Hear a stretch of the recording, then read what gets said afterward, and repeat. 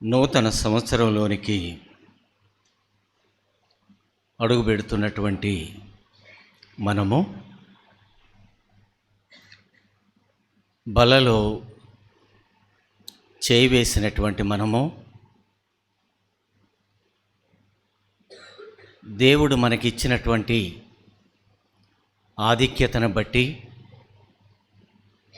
దేవుణ్ణి స్తుతిస్తూ ఆరాధిస్తూ ఆ యొక్క నూతన సంవత్సరంలో మనము ప్రవేశిద్దాం. ఈ నూతన సంవత్సరంలోనికి మనం ప్రవేశింపబడుతూ ఉండగా గత కాలంలో మనం 25వ సంవత్సరాన్ని ఒకసారి జ్ఞాపకం చేసుకుని మనలో ఉన్నటువంటి లోటుపాట్లు, ఎక్కడెక్కడ మనం పడిపోయామో, ఎక్కడెక్కడ దేవుని యొక్క సన్నిధికి దూరం అయ్యామో, మరి వాటిని సరిచేసుకుని రాబోయేటువంటి సంవత్సరంలోనైనా ఆయనకు ఇష్టలుగాను నమ్మకస్తులుగాను జీవించటానికి ప్రయత్నం చేద్దాం. వాక్యం చదువుకుందాం. 65వ కీర్తన 11వ వచనం. 65వ కీర్తన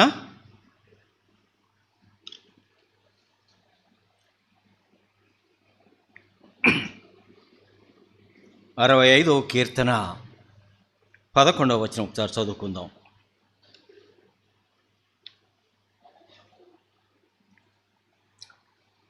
సంవత్సరమును నీ దయాకిరీటమును ధరింపజేసి ఉన్నావు, నీ జాడలు సారము వెదజల్లుచున్నవి. సంవత్సరమును నీ దయాకిరీటమును ధరింపజేసి ఉన్నావు, నీ జాడలు సారము వెదజల్లుచున్నవి. చిన్న ప్రార్థన చేసుకుందాం. కృపగలిగిన తండ్రి, మహోన్నతుడా, దయగలిగినటువంటి మా రక్షక, సర్వోన్నతుడైనటువంటి మా ప్రభువా, సంవత్సరాలు మా తలల మీదుగా దొర్లిపోతా ఉన్నాయి ప్రభువా. సంవత్సరం అనేటువంటి దయాకిరీటాన్ని నీవు మాకు ధరింపజేస్తున్నటువంటి దేవుడవు నాయనా. ఆ కిరీటాన్ని ధరించినటువంటి మేము నీ బిడ్డలుగాను నీకిష్టులుగాను మీ యొక్క త్రోవలలో నడిచేటువంటి వారిగాను మీ అడుగుజాడలను అనుసరించేటువంటి వారిగాను మమ్ములను ఉంచుమని అడుగుతా ఉన్నాం ప్రభువా. మహోన్నతుడా, ఎందరికో లేనటువంటి మహాభాగ్యాన్ని మీరు మాకు ఇచ్చారయ్యా. ఈ సంతోష సమయాన్ని మీరు మాకు ఇచ్చారు ప్రభువా. మిమ్ములను స్తుతించుకుంటూ ఆరాధించుకుంటూ ప్రభువా ఆ నూతన సంవత్సరంలో ప్రవేశించేటువంటి ఆ యొక్క గొప్ప ఆధిక్యతను మీరు మాకు ఇచ్చారు ప్రభువా. అందును బట్టి మిమ్మల్ని స్తుతిస్తూ ఉన్నాం నాయనా. చదవబడినటువంటి లేఖనం మీది, వివరించేవారు మీరు, నిలబడినటువంటి వాడను బట్టి వాడిన ప్రభువా. మీరు మాట్లాడండి, మీ సిలువ చాటు నన్ను మరుగుపరచండి.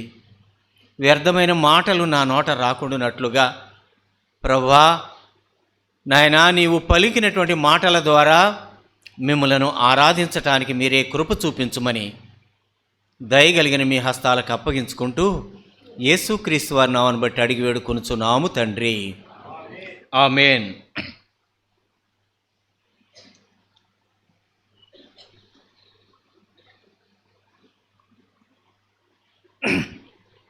ఈ కీర్తనాకారుడు అంటా ఉన్నాడు కదా, సంవత్సరమును దయాకిరీటమును ధరింపజేసి ఉన్నావు. ఒకవేళ ఈ నూతన సంవత్సరంలో ప్రవేశింపబోతున్నటువంటి మనకి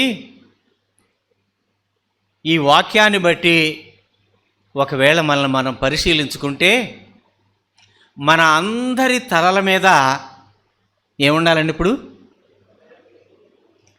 దేవుడిచ్చినటువంటి దయా కిరీటాన్ని మనము ధరించబోతా ఉన్నాం. మనం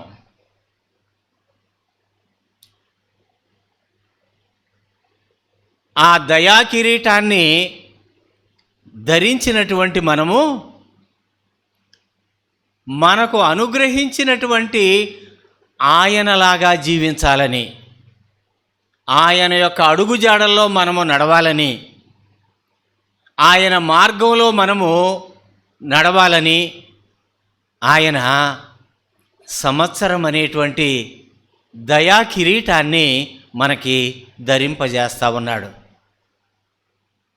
ఒక్కసారి జ్ఞాపకం చేసుకోండి, మనల్ని మనం ఒక్కసారి ఊహించుకోండి. మన అందరి తలల మీద ఆయన ఇచ్చినటువంటి దయా కిరీటం మనకు అమర్చబడినప్పుడు ఎంత అందంగా ఉన్నామో, ఎంత సొగసుగా కనిపిస్తూ ఉన్నామో. మన అందరి తలల మీద ఉన్నటువంటి ఆ దయా కిరీటాలను ధరింపజేసినటువంటి ఆయన మనలను చూసి ఎంత సంతోషిస్తూ ఉన్నాడో. మనలను చూసినప్పుడు ఆయన తన హృదయంలో మనలను బట్టి సంతోషించేటువంటి వాడిగా ఉన్నాడా? ఒకవేళ ఆ దయా కిరీటాన్ని మనము ధరించి కూడా ఆయనను దుఃఖపెట్టేటువంటి వారంగా ఉన్నామా? ఒకసారి జ్ఞాపకం చేసుకుందాం. ఎన్నో సంవత్సరాలు ఎన్నో కిరీటాలను మనకు ఆయన ఇస్తా ఉన్నాడు. 31 రాత్రి తీసి దాన్ని ప్రక్కన పెడుతున్నాం.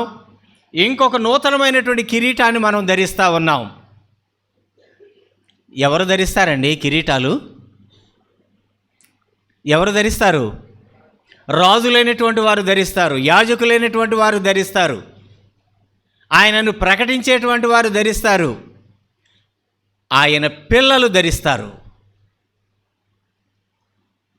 ఈ దినాన్న మన హృదయాల్లో ఉన్నటువంటి ఈ సంతోషం, గత సంవత్సరంలో జరిగినటువంటి గాయాలున్నాయి, బాధలున్నాయి, సమస్యలున్నాయి, కన్నీటి లోయలున్నాయి, ఇబ్బందులున్నాయి, అవమానాలున్నాయి, తల ఎత్తుకోలేనటువంటి పరిస్థితులు ఉన్నాయి. ఇవన్నీ మన జీవితంలో ఉంటానే ఉన్నాయి. కానీ ఆయన యొక్క కృప వైపు చూసినప్పుడు, ఆయన వైపు మనము చూసినప్పుడు, ఆయన ఇచ్చినటువంటి ఆ దయా కిరీటాన్ని ధరించినప్పుడు మనకేమనిపిస్తుందంటే, ప్రభువా, ఎన్ని సమస్యలున్నా, ఎన్ని బాధలున్నా, ఎన్ని నిందలు గుండా వెళుతున్నా నీ కృపలో మార్పు లేదయ్యా, నీ ప్రేమలో మార్పు లేదయ్యా, నీవు చూపుతున్నటువంటి దయలో మార్పు లేదయ్యా, నీవు చూపుతున్నటువంటి కనికరములో మార్పు లేదయ్యా. మార్పల్లా మాలోనే కనిపిస్తూ ఉంది. దయా కిరీటాన్ని ధరించినటువంటి మేము ఈ రోజంతా చాలా అందంగా కనిపిస్తున్నాం, చాలా శోభితంగా కనిపిస్తూ ఉన్నాం. కానీ ఆ దయా కిరీటాన్ని ఎన్ని రోజులు ధరిస్తున్నాం మనం?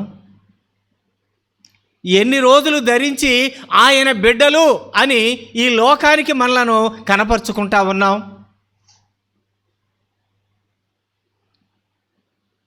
ఎందుకంటే 104వ కీర్తనలో 28వ వచనంలో ఒక మాట అంటా ఉన్నాడు ఆయన, నీవు వాటికి చదువు రవి, నీవు వాటికి పెట్టినది అవి కూర్చుకొనును, నీవు గుప్పిలి విప్పగా అవి మంచి వాటిని తిని తృప్తిపడును.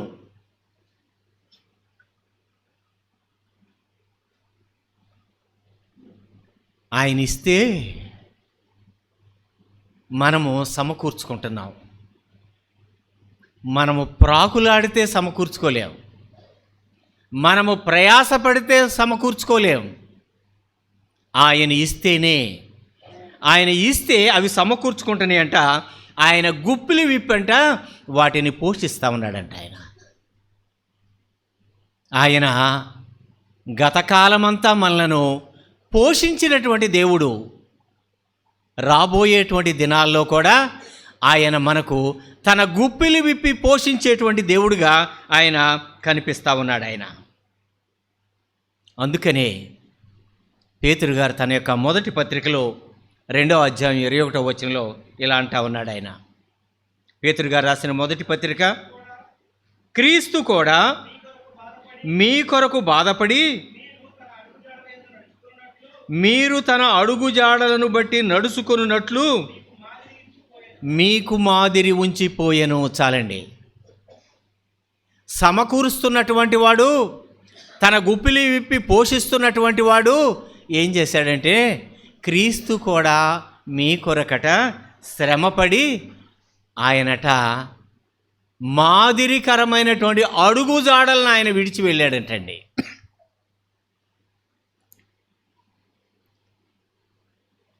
క్రీస్తు కూడా మీ కొరకు బాధపడి మీరు తన అడుగుజాడలను బట్టి నడుచుకొనున్నట్లు మీకు మాదిరి ఉంచిపోయెను. ఆయన శ్రమపడి తన రక్తాన్ని చిందించి మన కొరకు తన యొక్క ప్రాణాన్ని పెట్టి మరణించి పునరుద్ధానుడై తిరిగి లేచినటువంటి వాడు మన కొరకట ఆయన తన యొక్క అడుగుజాడలు అనేటువంటి మాదిరిని ఉంచి వెళ్ళాడంట. ఎందుకంటే ఆయన యొక్క అడుగుజాడల వెంట నడుచుకుంటూ మనం వెళితే ఆయన ఎక్కడికి వెళ్ళాడో అక్కడ ఆ గమ్యానికి మనం చేరుకుంటాం. ఆ గమ్యానికి చేరుకోవాలి అనేటువంటిది ఆయన యొక్క ఉద్దేశం. అయితే ఒకవేళ ఆయన యొక్క అడుగుజాడల్లో తెలియకముందు, నడవకముందు, ఎరగనప్పుడు మనం ఎలా ఉన్నాం? ఇప్పుడు ఆయన మన ఎదుట తన యొక్క మాదిరికరమైనటువంటి అడుగుజాడలను ఆయన విడిచిపెట్టి వెళ్ళాడు. మనం ఆ యొక్క అడుగుజాడల్లో నడవటానికి ప్రయత్నం చేస్తున్నాం. ఈ అడుగుజాడలు తెలవనప్పుడు, నడవనప్పుడు మనం ఎలా ఉన్నామనేటువంటిది ఒక్కసారి జ్ఞాపకం చేసుకుంటే, కీర్తనకారుడు అంటాడు కదా 40వ అధ్యాయం 2వ వచనంలో మనం ఎక్కడున్నామో చెబుతున్నాడు ఆయన. 40వ కీర్తన 2వ వచనం, నాశనకరమైన గుంటలో నుండి, జిగట కలిగినటువంటి దొంగ ఊబిలో నుండి ఆయన నన్ను పైకెత్తెను. నాశనకరమైనటువంటి గుంటలో నుండి, అది నాశనకరమైనది అని తెలుసు మనకి. వాక్యం హెచ్చరిస్తూ ఉంది. మనకు ముందున్నటువంటి వారు చెబుతూ ఉన్నారు, జాగ్రత్త, అది నిప్పు, దగ్గరకు వెళితే నీవు దాన్ని ముట్టుకుంటే అది కాలుతుంది, గాయమవుద్ది, జాగ్రత్త అని చెబుతానే ఉన్నారు. కానీ మనము మరలా దానిలోనే పడతా ఉన్నాం. ఆయన యొక్క అడుగుజాడలు ఎరుగకముందు మనం ఎక్కడున్నామంటే నాశనకరమైనటువంటి గుంటలో ఉన్నాం, జిగట కలిగినటువంటి దొంగ ఊబిలో ఉన్నాం. మనం గుంట కనిపిస్తుంది, దాని లోతెంతో మనకు తెలియదు, కానీ అది గుంట అని మాత్రం గ్రహించగలుగుతాం. కానీ జిగట కలిగినటువంటి దొంగ ఊబి ఇది కనిపించదు. ఇది పైకి బాగానే ఉంది అనిపిస్తుంది, పర్వాలేదు, అడుగులు వేసుకుంటూ అవతలకి వెళ్ళగలం అనిపిస్తుంది, ఈ గుంటను దాటి వెళ్ళగలం అనిపిస్తుంది మనకున్నటువంటి మన శక్తి సామర్థ్యాలను బట్టి, మన యొక్క ఆలోచనలను బట్టి. కానీ ఆ యొక్క జిగట కలిగినటువంటి దొంగ ఊబి మనల్ని ఏం చేస్తుందంటే, పర్వాలేదు అని మనం అనుకుంటాం, ఒక అడుగు వేసిన తర్వాత ఈ అడుగు తీసుకోవటానికి ఇంకొక అడిగేస్తాం, మన కాళ్లకు పట్టు దొరకదు.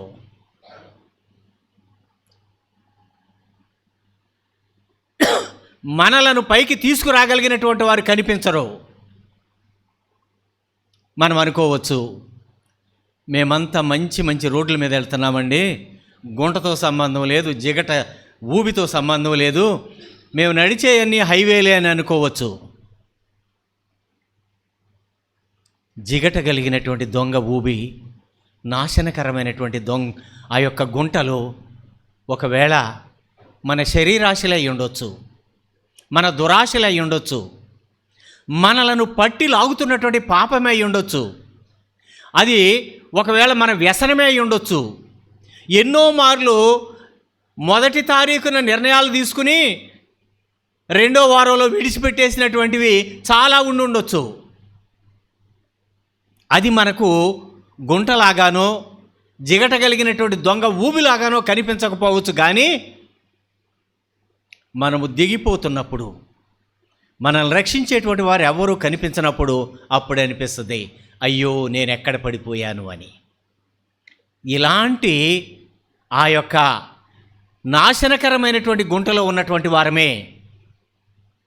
చాలా గుంటలోనే మనకి, మన హృదయం అంతా గుంటలతోనే నింపబడింది. మనం అనుకుంటున్నాం మేము బాగానే ఉన్నాము అనుకుంటున్నాం, కానీ ఎంత అసూయ ఉందో మన హృదయంలో, ఎంత గర్వం ఉందో, అతిశయం ఉందో, ఓర్వలేనటువంటి తనం ఉందో, ఇతరులను చూసి సహించలేనటువంటి తనం ఉందో, దేవుని ఎడల భయం లేనటువంటి తనం ఉందో, ఇవన్నీ కూడా నాశనకరమైనటువంటి గుంటలే. ఎన్నో మార్లు మనం విడిపించుకోవాలనుకున్నాం, కానీ మరలా వాటిలోనే పడి కొట్టుకొని పోతున్నటువంటి, నశించిపోతున్నటువంటి మనల్నట ఆయన పైకి లేవనెత్తెను. ఎందుకంటే రక్షించబడినటువంటి నిన్ను నన్ను ఆయన ఆ నాశనకరమైనటువంటి గుంటలో నుండి, జిగట కలిగినటువంటి దొంగ ఊబిలో నుండి ఆయన ఏం చేశాడంటే, ప్రభువా నీవు తప్ప నన్ను రక్షించగలిగినటువంటి వారు లేరయ్యా అని ఆ వాక్యం విని మనం పశ్చాత్తాపడినప్పుడు ఆయన మనలను పైకి లేవనెత్తాడు. ఆయన మనలను పైకి లేవనెత్తాడు. కాబట్టే ఈ దినాన్న బల్ల చుట్టూ చేరి, ప్రభువా నీ రక్తానికి, నీ యొక్క శరీరానికి సాదృశ్యమైనటువంటి ఈ బల్లలో నేను పాలు పొందుకుంటున్నానయ్యా అని మనము అనగలుగుతా ఉన్నాం. మీరు దీనిని జ్ఞాపకం చేసుకొనుడి అని ఆయన చెప్పినటువంటి మాటలను మనం జ్ఞాపకం చేసుకుంటా ఉన్నాం మనం. ఎందుకంటే వాటి నుండి మనలను విడిపించినటువంటి వాడు ఆయన, పైకి లేవనెత్తినటువంటి వాడు ఆయన, పైకి లేవనెత్తి ఆయన సంవత్సరం అనేటువంటి దయా కిరీటాన్ని మనకు ధరింపజేసినటువంటి వాడు ఆయన. మనం ఆ యొక్క ఊబిలోనే మునిగిపోవలసినటువంటి వారో, అంతరించిపోవలసినటువంటి వారో, అలాంటి మన ఎడల ఆయన కనికరం చూపించాడు ఆయన. కాబట్టి అయ్యా నీవు దయా కిరీటాన్ని ఇచ్చావు అని స్తుతించటమే కాదు, నీవిచ్చినటువంటి యొక్క దయా కిరీటాన్ని ధరించినటువంటి నేను ఈ సంవత్సర కాలమంతా, నా బ్రతుకు కాలమంతా నీవు చూపినటువంటి మాదిరికరమైనటువంటి అడుగుజాడల్లో నడుస్తానయ్యా. ఇది మనము చేయాల్సింది, ఇది మనము ఆరాధించాల్సినటువంటిది, ఇది మనము తీసుకోవలసినటువంటి తీర్మానం. నాశనకరమైనటువంటి గుంటలో నుంచి ఆయన పైకి లేవనెత్తాడు. మన తలల మీద ఆయన తన దయాకిరీటాన్ని ఆయన మనకు అమర్చినటువంటి దేవుడు. కాబట్టి ఆయనను మనము స్తుతించగలుగుతా ఉన్నాం. ఈ సంవత్సర కాలమంతా ఆయన యొక్క అడుగు జాడలలో వెంబడించే వారిగా ఉండాలి, నడిచే వారిగా ఉండాలి, అనుసరించేటువంటి వారిగా ఉండాలి. అంతేకాదు ఆయనను ప్రకటించేటువంటి వారిగా ఉండాలి. అప్పుడు ఆయన ఇచ్చినటువంటి దయాకిరీటానికి మనము మరి లోబడినటువంటి వారంగాను, ఆ దయాకిరీటాన్ని పొందుకున్నటువంటి మనము ఆయనకు ఇష్టలుగా జీవించినటువంటి వారంగా ఉంటాం మనం. కాబట్టి ఏమని ఆయనను ఆరాధించవచ్చంటే, ప్రభువా, అనేకమైనటువంటి నాశనకరమైనటువంటి గుంటల నుండి, పరిస్థితుల్లో నుండి, దొంగ ఊబిలో నుండి నన్ను బయటికి తీసుకుని వచ్చి సంవత్సరం అనే దయా కిరీటాన్ని నాకు ఇచ్చావయ్యా. ఈ సంవత్సర కాలమంతా నీ అడుగుజాడల్లో నడుస్తూ నిన్ను స్తుతిస్తూ ప్రకటించేటువంటి వాడిగా నన్ను ఉంచయ్యా అని మనము ఆరాధించగలిగినటువంటి వారిగా మనం ఉండాలి.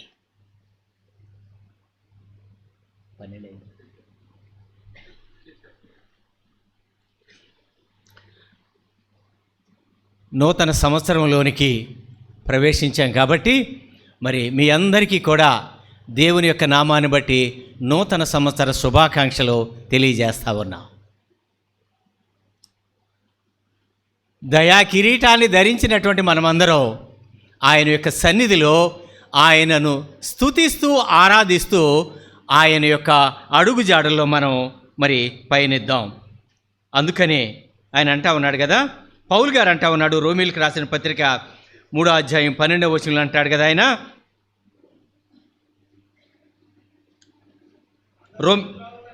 అందరూ త్రోవ తప్పంట ఏమయ్యారంటండి?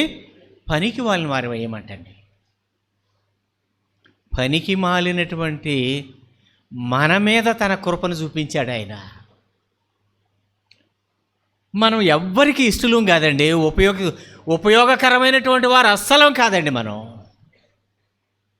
మన మాట గాయమే, మన ప్రవర్తన గాయమే, మన యొక్క చూపు ఇతరులను గాయమే, ఇతరులను హేళన చేసేదే ఇలాంటిది మన పరిస్థితి. అందరూ త్రోవ తప్పి పనికి మాలినటువంటి వారమయ్యారంట. ఎందుకంటే అది 3వ వచనంలోనే 14వ వచనంలో ఉంటుంది కదా, వారి నోట నిండా శపించట పగయు ఉన్నవి. మన నోటి నిండా ఏముందంటే శాపవచనాలే, పగే మన హృదయం నిండా. ఇలాంటి మనలను ఆయన తన యొక్క రక్తం చేత మన హృదయాలను కడిగాడు. ఆయన కడిగి తన యొక్క దయా కిరీటాన్ని మనకి ధరింపజేశాడు. కాబట్టి ఏమని ఆరాధించవచ్చంటే, ప్రభువా, గత సంవత్సరంలో కలిగినటువంటి శ్రమలు, ఇబ్బందులు, దారి తప్పినటువంటి పరిస్థితులు, నీకు విరోధంగా నేను నడిచినటువంటి నడతలో, వీటన్నిటి నుండి కూడా ప్రభువా నేను పశ్చాత్తాపడినప్పుడు నన్ను పైకి తీసుకొచ్చావు ప్రభువా. తీసుకురావటమే కాదు, ఈ సంవత్సరాన్ని చూసే భాగ్యం ఇచ్చావు, ఈ దయా కిరీటాన్ని ఇచ్చావు. ఈ కిరీటాన్ని ధరించినటువంటి నేను నీ బిడ్డగా నిన్ను స్తుతిస్తూ ఆరాధించేటువంటి వాడిగా నన్ను ఈ సంవత్సర కాలం అంతా ఉంచు ప్రభు అని మనం ఆయనను ఆరాధించవచ్చు. రెండవదిగా ఆయన ఏమిచ్చాడంటే చూడండి, 85వ కీర్తన 13వ వచనం.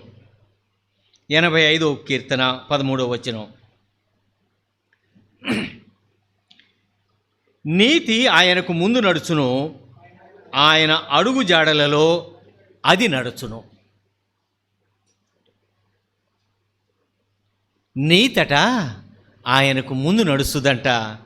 అంతేకాదు, ఆయన యొక్క అడుగు జాడల్లో నీతి వస్తుందంటండి.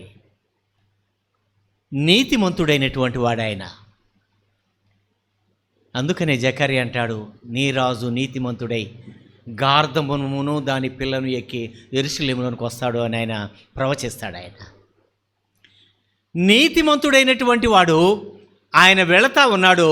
ఆయన యొక్క అడుగు జాడలోనట నీతి నడుచుకుంటూ వెళతా ఉందట. అందుకనే రోమాపత్రిక 3వ అధ్యాయం 11వ వచనంలో ఒక మాట ఉంది, నీతిమంతుడు ఒక్కడునూ లేడు. అందరం కూడా ఏమైపోయామంటే త్రోవ తప్పినటువంటి వారంగానే ఉన్నాం మనం. నీతి ఆయనకు ముందు నడుస్తుంది, తర్వాత నీతి ఆయన యొక్క అడుగు జాడల్లో నడుస్తుంది. లేఖనం అంటా ఉంది కదా, నీతిమంతుడు ఒక్కడునూ లేడు, అందరూ కూడానట త్రోవ తప్పినటువంటి వారమే. అందరం త్రోవ తప్పినటువంటి వారమే కదా. ఎక్కడో చోట మాటలోనో మన ప్రవర్తనలోనో ఎక్కడో చోట మనము తప్పినటువంటి వారమే. ఒక్కొక్కసారి కొన్ని మాటలు వింటూ ఉంటే బాధ కలుగుతూ ఉంటుంది.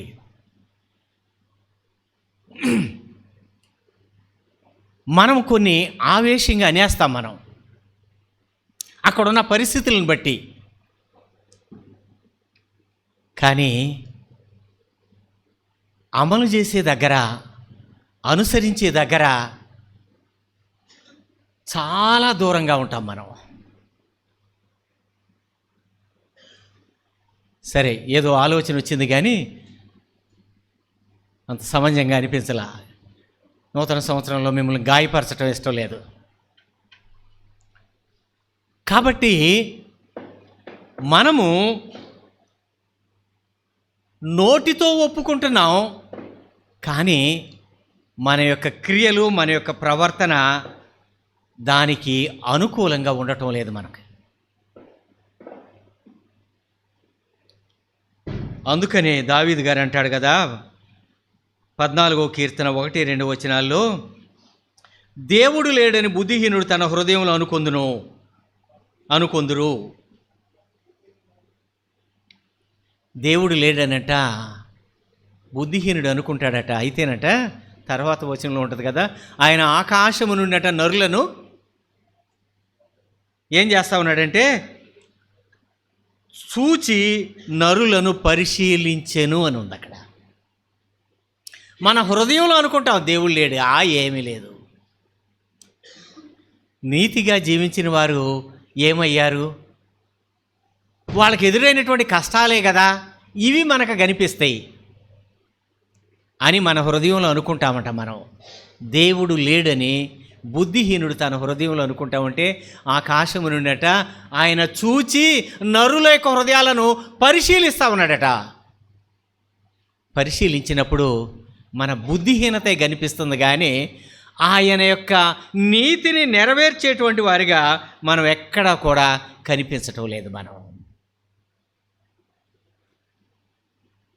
అందుకని దావీదు గారు అంటాడు కదా, 23వ కీర్తన 3వ వచనంలో అంటాడు, తన నామమును బట్టి నీతి మార్గములో నన్ను నడిపించుచున్నాడు అన్నాడు. తన నామమును బట్టి నీతి మార్గములు ఆయన నడిపిస్తా ఉన్నాడు. ఆయన నడిపిస్తూ ఉన్నాడు, ఆయన నడుస్తూ ఉన్నాడు. కానీ మనము ఆయన యొక్క త్రోవల్లో నడవటానికి, ఆయన యొక్క అడుగుజాడల్లో అనుసరించటానికి మనం ఇష్టపడటం లేదు. మనం ఒకవేళ ఆయన అడుగుజాడల్లో నడవటానికి, ఆయన మార్గంలో మనం పయనించటానికి ఒకవేళ ఇష్టపడితే ఆయన దావీదులాగా మనం కూడా అనగలుగుతాం. ఏమంటే ఆయన తన యొక్క నీతి మార్గంలో నన్ను నడిపిస్తున్నటువంటి దేవుడు. ఆయన తన నీతిని నా మీద పై వస్త్రముగా కప్పినటువంటి వాడు.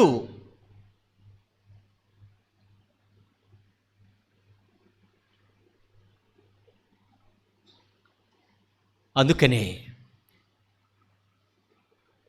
యెషయా గ్రంథంలో 32వ వచనం అధ్యాయం 17వ వచనంలో అంటాడు కదా, నీతి సమాధానము కలుగుజేయును, నీతి వలన నిత్యమును నిమ్మళము నిబ్బరము కలుగును. చాలమ్మా, నీతట మనకి సమాధానాన్ని కలుగు చేస్తుందట. నీతిని అనుసరిస్తూ ఉన్నప్పుడు లోకానికి ఒకవేళ చులకనగాను హేళనగాను అనిపించవచ్చు. మనల్ని గేలి చేసేవాళ్ళు ఉంటారు, అవహేళన చేసేటువంటి వాళ్ళు ఉంటారు. కానీ ఆ నీతి మనకి ఏం అనుగ్రహిస్తుందంటే మన హృదయాల్లోనూ మన యొక్క కుటుంబాల్లోనూ సమాధానాన్ని ఇస్తుందంట.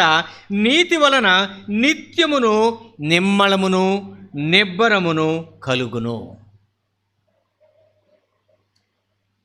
నీతి వలన నిమ్మళం కలుగుద్ది, నిబ్బరం కలుగుద్ది.